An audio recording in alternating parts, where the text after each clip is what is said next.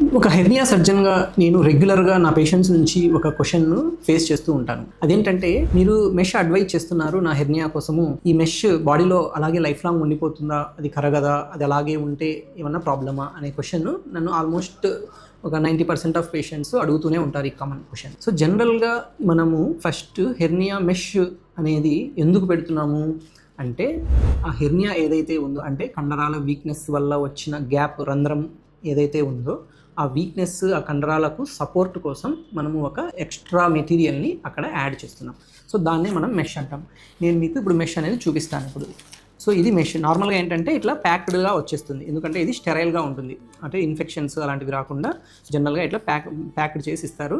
So ఈ ప్యాక్ను మనం డైరెక్ట్గా ఆపరేషన్ టైంలో అప్పటికప్పుడు ఓపెన్ చేసి దీన్ని యూజ్ చేసుకుంటాం అన్నమాట.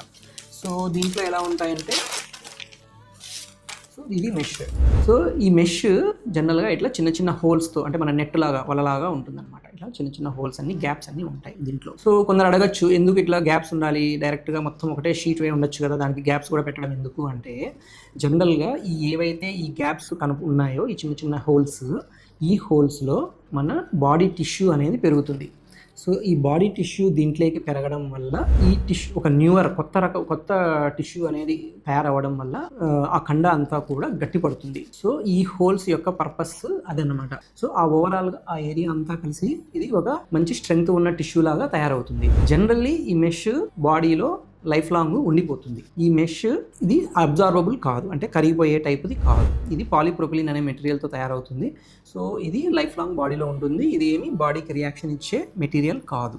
అలాగే ఈ మెష్లో ఈ హోల్స్ ఇలా ఉండడం వల్ల అనదర్ అడ్వాంటేజ్ ఏంటంటే, ఇది ఈజీగా ప్లయబుల్, అంటే మనము వంగినప్పుడు కానీ, మనం ఆ సైడ్ ఇటు సైడ్ తిరిగినప్పుడు కానీ, ఇవన్నీ మూమెంట్స్కు చాలా ఈజీగా ఉంటుంది అనమాట. సో దానివల్ల ఈ హోల్స్ అనేవి కూడా, ఈ మెష్ అనేది హెల్ప్ఫుల్గానే ఉంటుంది, అదేమి ప్రాబ్లమ్స్ క్రియేట్ చేయదు. ఇంకా కొందరు అడుగుతూ ఉంటారు, మెష్ ఎంఆర్ఐ చేసుకుంటున్నాను, సిటీ స్కాన్ చేసుకుంటున్నాను, ఏమన్నా మెష్ ప్రాబ్లం అవుతుందా, లేదా ఇంకా కొందరు ఏమడుగుతారంటే, నేను ఫారిన్కి వెళ్తున్నాను, ఏదైనా స్కాన్ కానీ ఎక్కడన్నా కూడా ఇది మెష్ ఐడెంటిఫై అవుతుందా అని అడుగుతూ ఉంటారనమాట స్కానర్స్లో. సో ఈ మెష్ ఏ స్కానర్స్లో ఐడెంటిఫై అవ్వదు.